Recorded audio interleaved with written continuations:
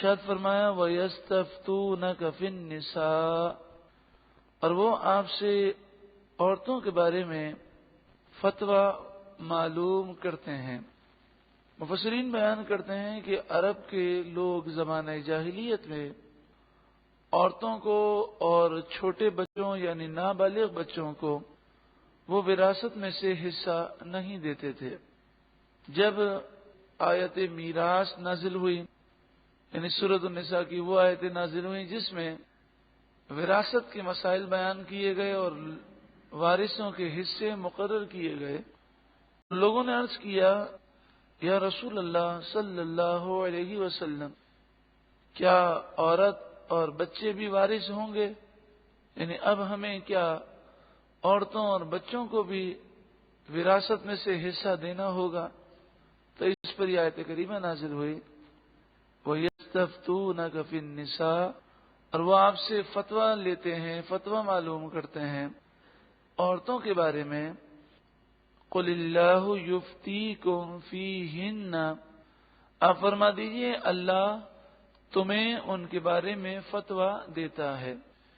یفتی کے معنی فتویٰ دیتا ہے، اسی سے مفتی ہے۔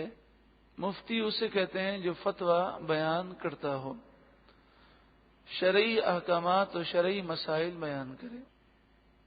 وما یتلی علیکم فی الکتاب، اور جو تم پر کتاب میں پڑھا جاتا ہے، فی یتام النساء، اللہ تبارک و تعالی تمہیں فتویٰ بیان کرتا ہے، اور جو قرآن تم پر نازل کیا گیا اس قرآن کے اندر بھی یہ مسائل بیان کیے گئے۔ فی یتام النساء، یتیم عورتوں کے بارے میں، اللاتی وہ عورتیں، لا تؤتونہن ما کتب لہن، جو ان کے لیے مقرر کیا گیا تم انہیں نہیں دیتے، یعنی جن یتیم بچیوں کو، یتیم عورتوں کو تم انہیں ان کا حق نہیں دیتے، ان کے بارے میں اللہ تبارک و تعالی کی کتاب تمہیں مسئلہ بیان کرتی ہے۔ ما کتب لہن، جو ان کے لیے مقرر کیا گیا، یعنی وراثت کے جو حصے عورتوں اور بچوں کے لیے مقرر کیے گئے، لیکن تم ان عورتوں کو وہ حق نہیں دیتے۔ وَتَرْغَبُونَ، اور تم رغبت بھی نہیں رکھتے، ان تنکحوہن، کہ تم ان سے نکاح کرو۔ حضرت عائشہ صدیقہ رضی اللہ تعالی عنہ فرماتی ہیں اس زمانے میں ایسا ہوتا تھا کہ جب کسی کے ماں باپ کا انتقال ہو جائے، باپ کا انتقال ہو جائے، کوئی حادثہ ہو جائے، تو لوگ پھر یتیم بچوں کو اپنی کفالت میں لے لیتے تھے، اور پھر وہ ان کا مال بھی اپنی کفالت میں لے لیتے تھے۔ اب اس کے بعد اگر وہ یہ دیکھتے کہ وہ یتیم بچی خوبصورت ہے اور مالدار ہے، تو پھر اس صورت کے اندر وہ اس سے زبردستی نکاح کر لیتے تھوڑے سے مہر پر۔ دوسری صورت یہ ہوتی کہ وہ جب دیکھتے کہ وہ بچی جو ہے نہ خوبصورتی رکھتی ہے نہ مال رکھتی ہے، تو پھر اس یتیم بچی سے انہیں کوئی غرض نہ ہوتی، اور جہاں بھی اس کا رشتہ آتا تو وہ اسے اس کی شادی کر دیتے، اور اس کے اندر وہ یہ بھی نہ دیکھتے کہ یہ رشتہ اس قابل ہے یا نہیں ہے۔ اور تیسری صورت یہ تھی کہ خوبصورت تو نہ ہوتی وہ یتیم بچی، لیکن مال کافی ہوتا، تو اب چونکہ خوبصورت نہ ہونے کی وجہ سے وہ نکاح کے معاملات میں تو رغبت نہ رکھتے، لیکن مال سے بڑی رغبت رکھتے، تو وہ ان بچیوں کو گھروں پر بٹھا کے رکھتے، کوئی بھی رشتہ آتا تو کوئی نہ کوئی بہانہ کر کے وہ رشتہ رد کر دیتے، اور اس طرح وہ اپنے گھروں میں ہی انہیں رکھتے تاکہ ان کا مال انہی کے پاس رہے۔ کیونکہ شادی ہوگی تو یہ عورت پھر مال کا مطالبہ کرے گی، اور اس عورت کے مال میں اس کا شوہر بھی حقدار ہو جائے گا، پھر اس کے بچے ہوں گے تو بچے بھی حقدار ہو جائیں گے، تو وہ پھر اس عورت کا انتظار کرتے کہ کب یہ بوڑھی ہو کر مر جاتی ہے، جب وہ مر جاتی تو پھر اس کی جائیداد پر وہ قبضہ کر لیتے۔ اسی طرح ایسا بھی ہوتا کہ مال کی خاطر ان سے نکاح کر لیتے، لیکن انہیں وہ ان کی خوبصورتی یا ان کا حسن متاثر کن نہ ہوتا، تو انہیں اس عورت سے کوئی غرض نہ ہوتی، صرف اور صرف مال کے حصول کے لیے نکاح کرتے ہیں، اور پھر وہ بے رغبتی کرتے اور اس پر ظلم کرتے. تو ان سب کے رد میں یہ آیت کریمہ نازل ہوئی، اور اس میں یہ حکم دیا گیا کہ عورتوں کو ان کا حق بھی دو، اور ان سے اگر نکاح کرو تو ان کے حقوق ادا کرو، اور اگر تمہیں نکاح نہیں کرنا تو جہاں بہتر ہو وہاں ان کا نکاح کر دو، اور مال کی خاطر انہیں روک کے نہ رکھو. والمستضعفین من الولدان، اور کمزور بچے یعنی جو یتیم بچے ہیں ان کے بارے میں بھی اللہ تبارک و تعالی تمہیں حکم دیتا ہے کہ ان کے حقوق ادا کرو، اور ان کا مال جب وہ بڑے ہو جائیں اور مال سنبھالنے کے قابل ہوں تو ان کا مال انہیں واپس کر دو. وَأَن تَقُومُوا لِلْيَتَامَى بِالْقِسْطِ، اور یہ کہ تم قائم رہو یتیموں کے لیے انصاف کے ساتھ، یعنی یہ تم پر لازم ہے کہ یتیموں کے درمیان انصاف کرو اور انہیں اپنی اولاد کی طرح سمجھو. وَمَا تَفْعَلُوا مِنْ خَيْرٍ، اور جو بھی تم بھلائی کرو گے فَإِنَّ اللَّهَ كَانَ بِهِ عَلِيمًا، پس بے شک اللہ اسے خوب جاننے والا ہے. یہ تو مردوں کے لیے حکم تھا کہ انہیں کیا کرنا چاہیے، لیکن اگر کوئی عورت یہ محسوس کر لے کہ اس کا شوہر جو ہے اس پر زیادتی کر رہا ہے، وہ اس کی طرف رغبت نہیں رکھتا، تو عورت وہ کیا کرے، اس کا حل بتایا گیا. وَإِنِ امْرَأَةٌ، اور اگر عورت خافت اندیشہ کرے، ڈر محسوس کرے، من بعلہا، بعل مانے شوہر، من بعلہا اپنے شوہر سے، نشوزن زیادتی کا ڈر محسوس کرے، او اعراضن یا بے رغبتی کا ڈر محسوس کرے. زیادتی کیا ہے؟ زیادتی نشوزن کی کئی صورتیں ہیں. مثلا شوہر وہ اپنی بیوی سے جدا رہے، وہ اس کے ساتھ اس کے گھر میں نہ رہے، یعنی وہ کہیں اور چلا جائے، یا کھانا پینا نہ دے، یا کھانا پینا دے تو صحیح مگر وہ اس میں کمی کرے، یا اس کو مارے یا طنز و طانے دے، بد زبانی کرے. اور اعراض بے رغبتی کیا ہے؟ تو فرمایا اس سے مراد یہ ہے کہ محبت وہ نہ رکھے، بات چیت وہ چھوڑ دے یا بات چیت کو کم کر دے. اب عورت ہی محسوس کرتی ہے کہ یہ زیادتی اور یہ بے رغبتی دنیا کی دولت کی وجہ سے ہو رہی ہے یا حقوق کی وجہ سے ہو رہی ہے، وہ اپنے اوپر سے حقوق کا بوجھ کم کرنا چاہتا ہے. تو یہاں پر عورت کو یہ سمجھایا گیا کہ اگر وہ اپنے گھر کو بچانا چاہتی ہے اور وہ اس گھر میں رہنا چاہتی ہے اور اس کے ظلم و ستم سے بھی بچنا چاہتی ہے، تو جو وجہ جھگڑے کی بن رہی ہو اس وجہ کو وہ دور کر سکتی ہو تو کر دے. فلا جناح علیہما، تو ان دونوں پر کوئی حرج نہیں، ان یصلحا بینہما صلحا، کہ وہ آپس میں صلح کر لیں، اور اس صلح کے لیے وہ اپنے حقوق کا بوجھ کچھ کم کر دے اور خود برداشت کر لے.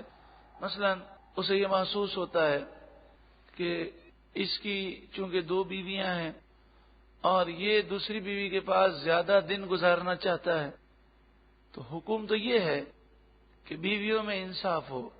جب ایک سے زائد بیویاں ہوں تو دونوں کے پاس رات گزارنے کا ایک ہی شیڈول ہونا چاہیے، یعنی وہاں 2 راتیں گزارتا ہے تو یہاں بھی 2 راتیں گزارنی ہوں گی. لیکن اگر عورت چاہے اور وہ یہ محسوس کرے کہ اگر میں اس میں آسانی دوں گی تو اس کا جو غصہ ہے یہ کم ہو جائے گا، تو اس صورت میں وہ اسے اجازت دے دیں کہ آپ اس کے یہاں 2 راتیں گزار لیں، میرے یہاں 1 رات گزار لیں، میں اپنا یہ حق آپ کو معاف کرتی ہوں.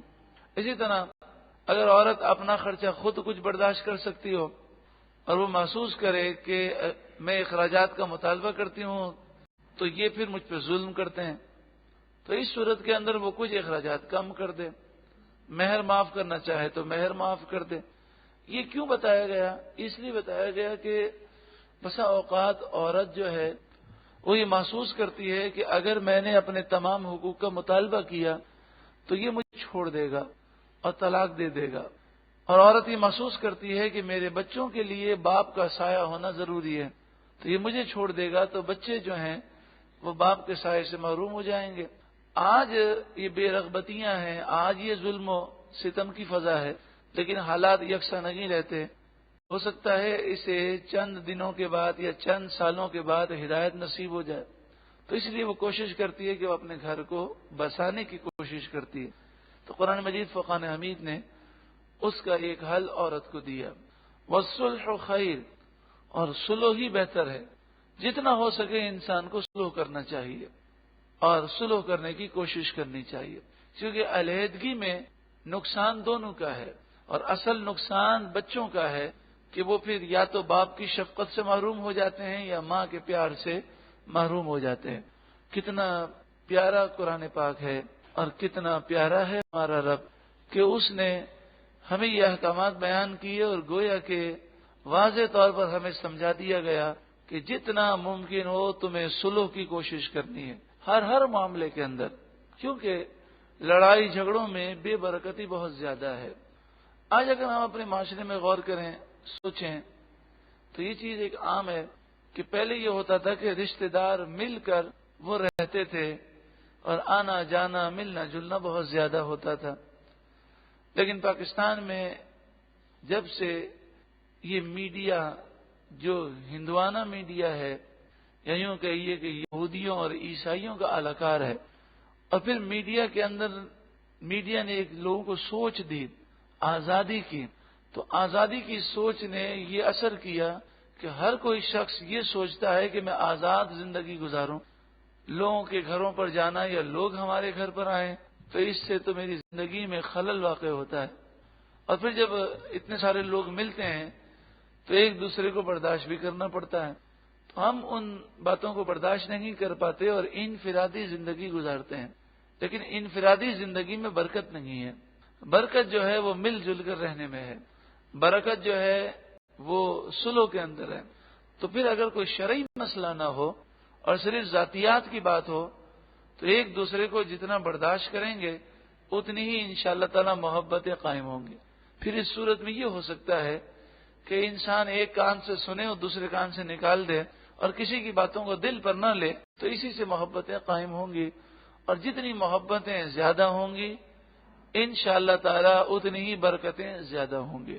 لیکن اب مہمان ہمارے گھر پر آتا ہے تو مہمان کو بھی تو برداشت کرنا پڑتا ہے، لیکن جب انسان مہمان کو برداشت کرتا ہے یعنی وہ اس کی خدمت کرتا ہے تو کتنی اسے برکتیں ملتی ہیں کہ اس کی روزی میں برکت ہوتی ہے، فرشتے اس پر رحمتوں کا نزول کرتے ہیں۔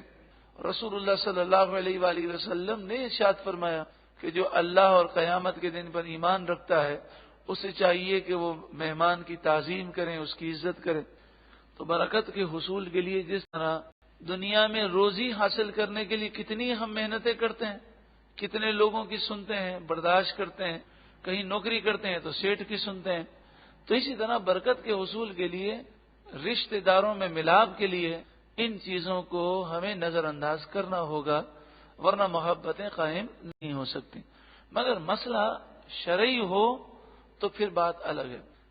کوئی گستاخ رسول ہے، کوئی بد عقیدہ ہے، کوئی بد مذہب ہے، ہمارے بزرگان دین کو وہ کافر مشرک بدعتی کہتا ہے، وہ صحابہ کرام کی یا اولیاء کرام کی یا رسول اللہ کی توہین بے ادبی کرتا ہے، تو پھر ہمارا وہ نہیں ہے، وہ ہمارا رشتہ دار ہی نہیں ہے۔ رشتے کا تعلق جو ہے وہ اصل ہے ایمان کی وجہ سے، تو ایمان نہیں تو وہ اس سے کہاں سے محبت قائم ہو سکتی ہے؟ اور پھر جب ہم اس سے دوستی کرنا چاہیں گے، اس سے رشتہ داری نبھانا چاہیں گے، تو ابھی آپ کو عرض کیا کہ رشتہ داری نبھانے کے لیے برداشت کرنا پڑتا ہے، اور یہ باتیں تو ہم برداشت کر نہیں سکتے۔ اگر ذرا سی بھی وہ ٹیڑھی بات کرے گا تو ہم تو منہ پہ سنائیں گے، کیونکہ یہی عشق رسول کا تقاضا ہے۔ یہ کیسے ہو سکتا ہے کہ ایک بچہ اپنے باپ یا اپنی ماں کے بارے میں کوئی ہلکی بات برداشت کر سکے؟ اگر غیرت ہوگی تو برداشت نہیں کرے گا۔ تو جو سچا مومن ہے وہ کبھی بھی اللہ، اس کے رسول، صحابہ، اولیاء کرام، کسی بھی ولی کے بارے میں بھی ہلکی سی بات وہ برداشت نہیں کر سکے گا۔ تو پھر محبت تو بنیاد کیا ہے محبت کی؟ وہ ایمان ہے. افضل الاعمال الحب للہ والبغض للہ. تمام اعمال میں سب سے افضل عمل ہے محبت ہو اللہ کے لیے اور نفرت ہو اللہ کے لیے. اسی طرح اگر آپ رشتہ داری کے اندر محبت کا اگر یہ مطلب سمجھتے ہیں کہ بے پردگی اور پردے کا لحاظ نہ کیا جائے، نامحرم مرد اور نامحرم عورتیں ایک دوسرے سے ہنسی مذاق کر رہے ہوں، اگر یہ محبت کا نام ہے تو یہ شریعت کے خلاف ہے. یہ محبت تو ہندوانہ محبت ہو سکتی ہے، یہودیوں اور عیسائیوں کے کلچر میں ہو سکتی ہے، اسلامی کلچر میں نہیں ہے کہ چچا زاد، پھوپھی زاد، خالہ زاد، ماموں زاد، یہ کزن آپس میں بے پردہ ملتے ہوں، ہنسی مذاق کرتے ہوں، عید کے اندر ایک دوسرے سے ہاتھ ملاتے ہوں. یہ سب حرام ہے اور اس بات کی شریعت اجازت نہیں دیتی. شرعی مسئلہ ہے تو شریعت کو فوقیت دیں گے. سارے رشتہ دار، ہمارے ماں باپ بھی قربان ہیں شریعت کے سامنے. ہاں اگر ذاتیات کی بات ہے تو ہم ذات کے لیے برداشت کر لیں گے. کوئی ہمیں گالی بھی دے دے گا رشتہ دار، اور عقائد کا مسئلہ نہیں، شریعت کا مسئلہ نہیں. ہمیں اسلام نے کیا سکھایا؟ ایک کان سے سنو، دوسرے کان سے نکال دو، اور اسے دل بنا لو اور محبت کو قائم رکھو. لیکن یہاں پر الٹا حساب ہے. جب دین کی بات آئے، شریعت کی بات آئے تو لوگ کہتے ہیں جناب نہیں ایسا نہیں کرنا چاہیے، اور یہ باتیں غلط ہیں، اور اتنی سختی نہیں ہونی چاہیے، کوئی بات نہیں، کوئی حرج نہیں ہے اس کا، وہ اپنی قبر میں جائے گا. وہ اس طرح کی باتیں کرتے ہیں. اور جب اپنی ذات کی بات آتی ہے جس کے اندر معاف کرنے کا حکم ہے، جس میں بھولنے کا حکم ہے، ساری زندگی بندہ معاف نہیں کرتا، ساری زندگی اس واقعے کو بھولتا نہیں ہے. صرف اتنی سی بات ہو جائے کہ ہم کسی رشتہ دار کے گھر پر جائیں اور وہ ہمیں پانی یا چائے کا نہ پوچھے تو ساری زندگی لوگ اس گھر کا بائیکاٹ کر دیتے ہیں کہ دیکھو اس نے جو ہے نا ہماری عزت نہیں کی. تو کیا مطلب ہوا؟ مطلب یہ ہوا کہ محبت اللہ کے لیے نہیں، بغض، نفرت اللہ کے لیے نہیں بلکہ اپنی ذات کے لیے. اللہ تبارک و تعالی ہمیں عمل کی توفیق عطا فرمائے. تو یہاں پر بات چل رہی تھی میاں بیوی کے جو تعلقات ہیں، شوہر کو بھی سمجھانا چاہیے اور عورت کو بھی سمجھانا چاہیے. اور ایسے اختلافات ہو جائیں تو جتنا ممکن ہو صلح کرنے کی کوشش کرنی چاہیے. والصلح خیر، صلح ہی بہتر ہے. وَأُحْضِرَتِ الْأَنفُسُ الشُّحَّ. اب ایک بڑا ہی اہم اصول بیان کیا گیا. قرآن کی تو ہر آیت کے اندر اہم اصول ہیں. یہاں پر ایک بات سمجھائی گئی، ہر آدمی خود غرض ہے. پہلے اس کا ترجمہ سمجھیے. وَأُحْضِرَتِ الْأَنفُسُ الشُّحَّ. دل لالچ کے پھندے میں ہے. ہر انسان کا دل لالچی ہے اور خود غرض ہے. ہر انسان اپنا مفاد دیکھتا ہے. تو صلح کرنے کے لیے اگر ہم صرف اپنا مفاد دیکھیں گے تو سامنے والے سے کبھی صلح نہیں ہوگی. صلح کرنے کے لیے ہمیں اس کے مفادات کو ترجیح دینی ہوگی. تو اس طریقے سے یہ نفرتیں ختم ہو جاتی ہیں. وَإِن تُحْسِنُوا وَتَتَّقُوا. اور اگر تم نیکی کرو اور تقوی اختیار کرو، فَإِنَّ اللَّهَ كَانَ بِمَا تَعْمَلُونَ خَبِيرًا. تو بے شک اللہ تعالیٰ تمہارے تمام کاموں سے باخبر ہے. اس آیت کریمہ کے تحت کہ دل جو ہے وہ لالچ کے پندے کے یا لالچ کے جال کے اندر ہیں، مفسرین نے بیان کیا. حضرت صدر الافاضل مولانا نعیم الدین مراد آبادی علیہ رحمہ فرماتے ہیں ہر ایک اپنی راحت، اپنی آسائش، اپنا آرام چاہتا ہے، اور ہر کوئی مشقت سے بچنا چاہتا ہے. تو اپنے اوپر مشقت لے کر دوسروں کو راحت دینے کا ذہن کسی کا نہیں ہوتا. تو پھر صلح کرنا اگر کوئی چاہتا ہے، برکتیں حاصل کرنا چاہتا ہے، تو وہ تھوڑی مشقت اپنے اوپر لے، دوسرے کو راحت دے. تو اس طریقے سے صلح کی جا سکتی ہے. وَلَن تَسْتَطِيعُوا أَن تَعْدِلُوا بَيْنَ النِّسَاءِ. ابھی عرض کیا گیا کہ اگر دو عورتیں ہوں، دو بیویاں ہوں تو ان میں برابری ضروری ہے. اور عورت یہ دیکھے کہ وہ دوسری بیوی کی وجہ سے مجھ سے بے رغبتی کر رہا ہے تو عورت کچھ اپنے حقوق معاف کر دے اور صلح کی طرف لے جانے کی کوشش کرے. اب مردوں سے خطاب ہے کہ اگر تمہاری ایک سے زائد بیویاں ہوں تو انصاف کا خیال رکھنا. وَلَن تَسْتَطِيعُوا أَن تَعْدِلُوا بَيْنَ النِّسَاءِ، اور ہرگز تم اس کی طاقت ہی نہیں رکھتے کہ تم عورتوں کے درمیان برابری کر سکو. وَلَوْ حَرَصْتُمْ، اگرچہ تم کتنا ہی چاہو. یعنی ظاہری برابری تو تم کر سکتے ہو، ایک جیسا لباس، ایک جیسی رہائش، ایک جیسے اخراجات، ایک جیسا کھانا، راتوں میں باری مقرر کر دینا، یہ تو تم کر سکتے ہو. لیکن مکمل برابری یہ ممکن ہی نہیں ہے، کیونکہ انسان کا دل انسان کے قابو میں نہیں ہوتا. کسی سے محبت زیادہ ہوتی ہے، کسی سے محبت کم ہوتی ہے. فی زمانہ ہمارے ملک میں ایک سے زائد شادی کا رواج تو بالکل نہیں. تو ہم اس مسئلے کو اس طرح سمجھیں کہ جیسے اولاد ہے تو اولاد میں ہم ظاہری برابری کر سکتے ہیں، ایک جیسا لباس انہیں دیں، ایک جیسا کھانا دیں، ایک جیسے ظاہری حقوق اور برابری کریں. لیکن کسی سے محبت زیادہ ہوتی ہے، کسی سے محبت کم ہوتی ہے، تو اس محبت کا اظہار دوسرے کے سامنے نہ کیا جائے. کیونکہ اگر اس محبت کا اظہار دوسرے کے سامنے کریں گے تو پھر دوسرے بچے کے دل کے اندر وسوسے آئیں گے. تو محبت کا اظہار جب کسی کے سامنے ہو تو اس میں اظہار کے اندر بھی برابری ہونا ضروری ہے. فلا تمیلوا کل المیل، تو تم اگر برابری کی طاقت نہیں رکھتے مکمل، تو ایسا تو نہ کرو کہ تم مکمل کسی کی طرف جھک جاؤ. فلا تمیلوا کل المیل، مکمل طور پر کسی ایک بیوی کی طرف نہ جھکو. فتذروها کالمعلقہ، کہ تم اسے جو ہے لٹکا ہوا معلقہ چھوڑ دو، تم اسے چھوڑ دو گویا کہ معلقہ ہے. معلقہ مانے لٹکی ہوئی، کہ نہ وہ بیوی ہے نہ وہ آزاد ہے. ایسا تو نہ کرو، دونوں کو حقوق دو ظاہری طور پر.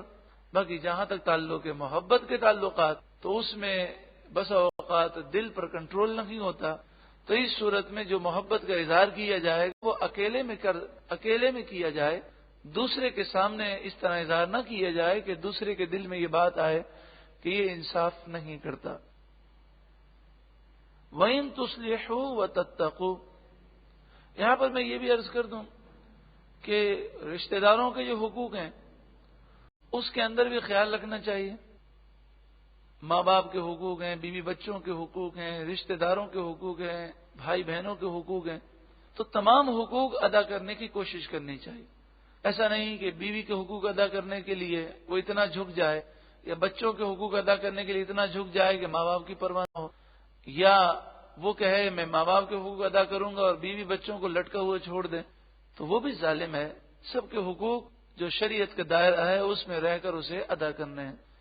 وَإِن تُصْلِحُوا وَتَتَّقُوا، اور اگر تم صلح کرو اور تقوی اختیار کرو، فَإِنَّ اللَّهَ كَانَ غَفُورًا رَحِيمًا، تو بے شک اللہ تعالی بخشنے والا مہربان ہے.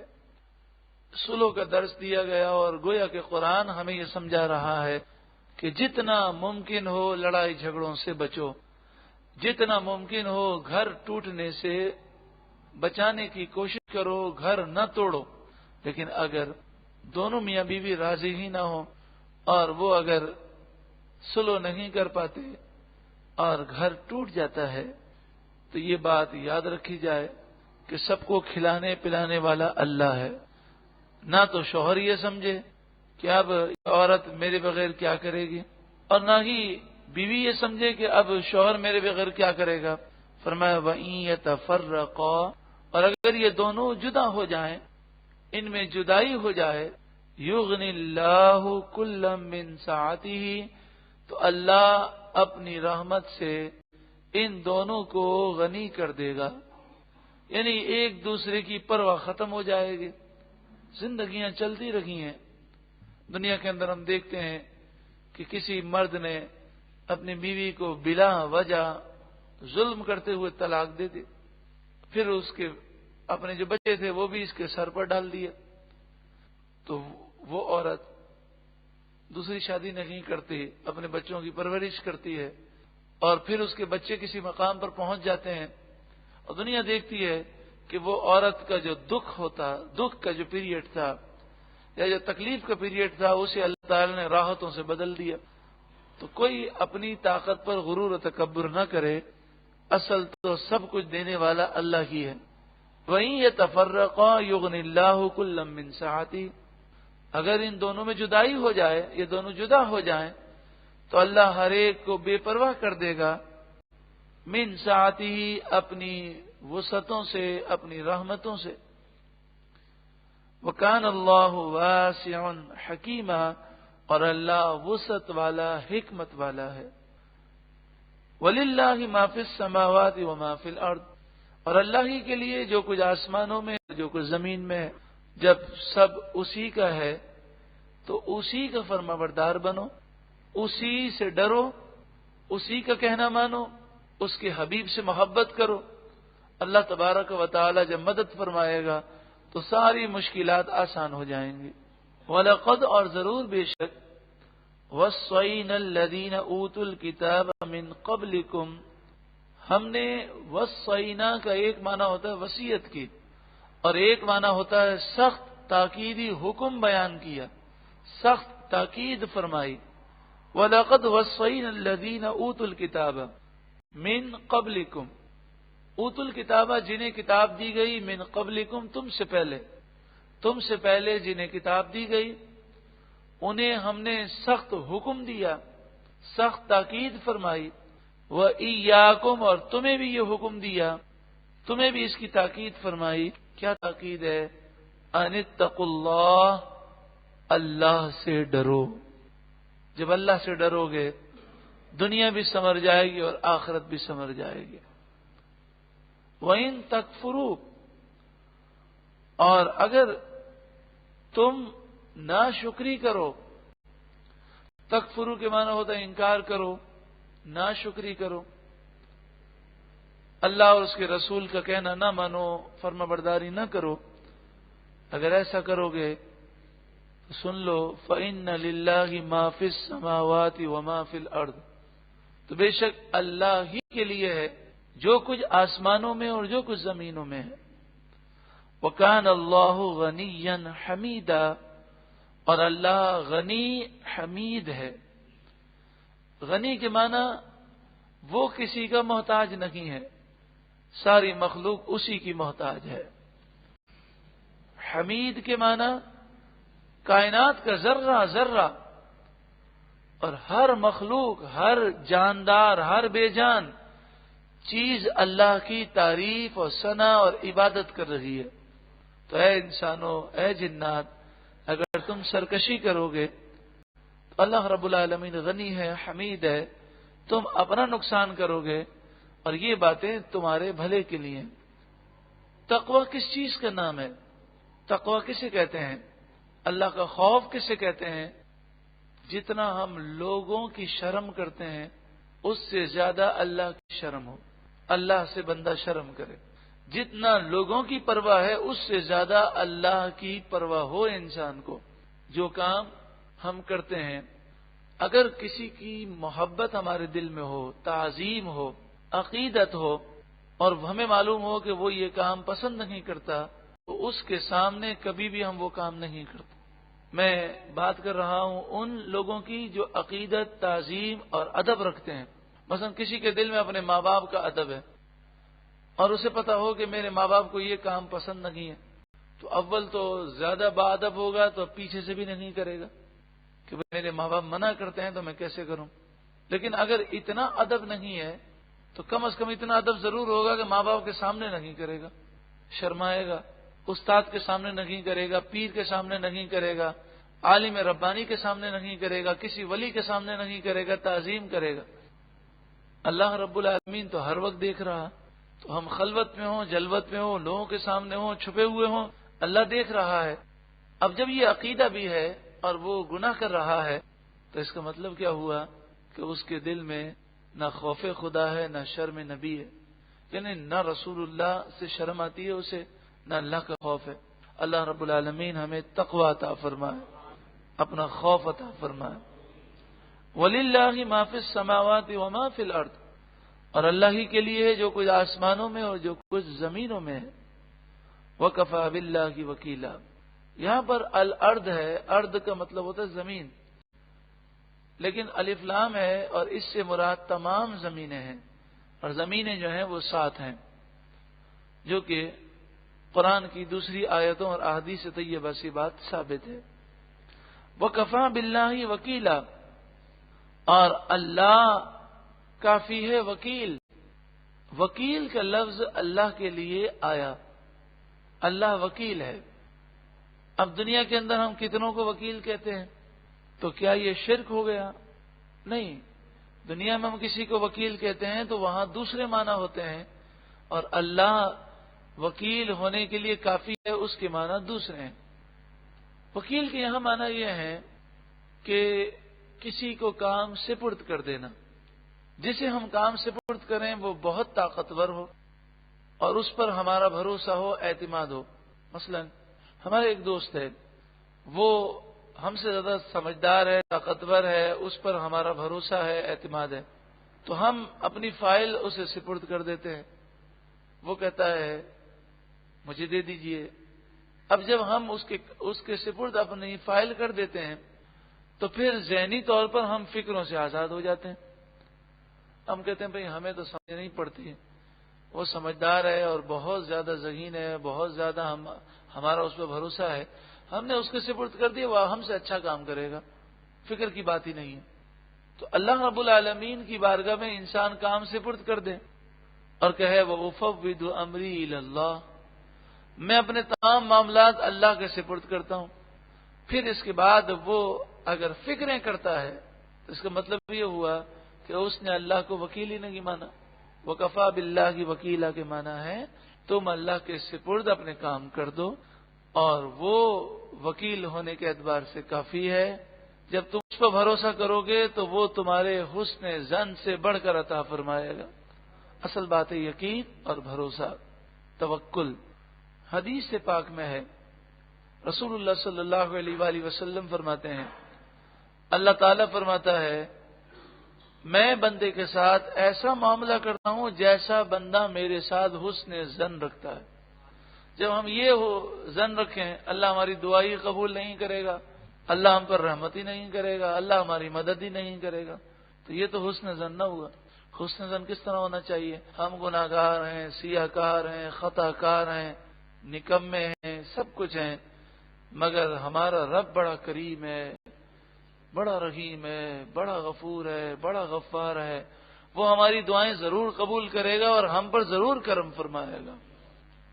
ان یشاء یذہبکم ایھا الناس، اب یہ بتایا جا رہا ہے اللہ تبارک و تعالی کو تمہاری کوئی پرواہ نہیں ہے، یعنی وہ تمہارا محتاج نہیں ہے، تم اس کے محتاج ہو، اسے تمہاری حاجت نہیں ہے، تمہیں اس کی حاجت ہے، اسے تمہاری ضرورت نہیں، تمہیں ضرورت ہے۔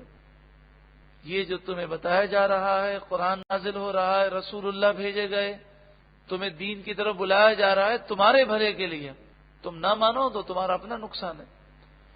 ان یشاء یذہبکم، اگر وہ چاہے تو تم سب کو مٹا دے، یذہبکم فنا کر دے، ختم کر دے، ایھا الناس لوگوں، ویأتی بآخرین، اور دوسرے اللہ پیدا کر دے، ساری دنیا کو مٹا دے اور دوسرے انسان اللہ پیدا کر دے، وہ اس پر قادر ہے۔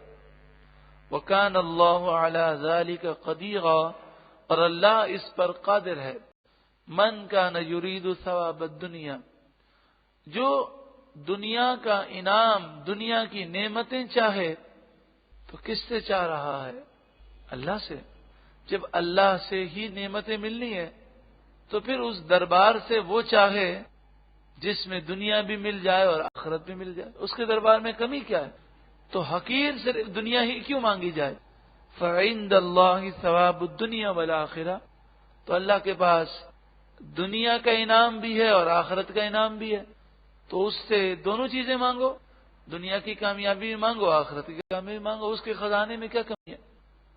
رسول اللہ صلی اللہ علیہ وآلہ وسلم نے ارشاد فرمایا کہ دنیا کے سارے لوگ اللہ تعالی سے مانگے اور جو وہ مانگے اللہ تعالیٰ انہیں وہ عطا کر دے، تو پھر رسول اللہ صلی اللہ علیہ وآلہ وسلم نے اللہ کے خزانوں کی مثال بیان کی۔ فرمایا سمندر ہو بہت بڑا اور اس میں ایک چڑیا چونچ ڈالے، اور جب وہ چڑیا چونچ باہر نکالتی ہے تو اس چونچ پر کتنا پانی ہوتا ہے؟ تو بتائیے سمندر میں کوئی کمی ہوتی ہے؟ تو سمندر میں سے وہ چڑیا کی چونچ پر جو ایک قطرہ لگ جاتا ہے، ساری دنیا سوال کرے، اللہ سے مانگے اور اللہ سب کو دے دے، تو وہ اللہ کے خزانے میں ایک قطرے کی بھی کمی نہیں ہوتی۔ تو انسان بھروسہ رکھے اور دنیا اور آخرت دونوں کا سوال کرے۔ ربنا آتینا فی الدنیا حسنہ، رسول اللہ صلی اللہ علیہ وآلہ وسلم اس دعا کو بکثرت کیا، اور آپ یہ فرمایا کرتے کہ جو مختصر دعا کے اندر سب کچھ مانگنا چاہے، جیسے کبھی کبھی جلدی جانا ہوتا ہے تو نماز کے بعد دعا تو کرنی چاہیے، بلکہ ایک روایت میں فرشتے اس شخص پر حیرت کرتے ہیں جو نماز پڑھے اور پھر دعا کیے بغیر چلا جائے، یعنی وہ یہ کہتے ہیں کہ تو نے نماز پڑھی، اب رب کی رحمت تیری طرف متوجہ ہوئی تو مانگے بغیر چلا گیا۔ تو کبھی جلدی جانا ہوتا ہے، مختصر دعا اطمینان سے ضرور کر کے جائے۔ تو یہ وہ دعا ہے جو جامع دعا ہے، ربنا، اور اس کے شروع میں اللہم لگا لیں تو زیادہ افضل ہے۔ اللہم ربنا آتنا فی الدنیا حسنہ، اے ہمارے رب ہمیں دنیا میں بھی بھلائی دے، وفی الآخرۃ حسنہ، اور آخرت میں بھلائی دے، وقنا عذاب النار، اور ہمیں جہنم کے عذاب سے محفوظ فرما۔ تو لفظ حسنہ یہ نکرہ ہے، اور یہاں پر یہ لفظ حسنہ نکرہ اس لیے آیا، فرمایا گویا کہ اس نے یہ عرض کیا ہے اے اللہ دنیا کی ہر بھلائی دے دے اور آخرت کی ہر بھلائی عطا فرما۔ وَكَانَ اللَّهُ سَمِيعًا بَصِيرًا، اور اللہ خوب سننے والا، دیکھنے والا ہے۔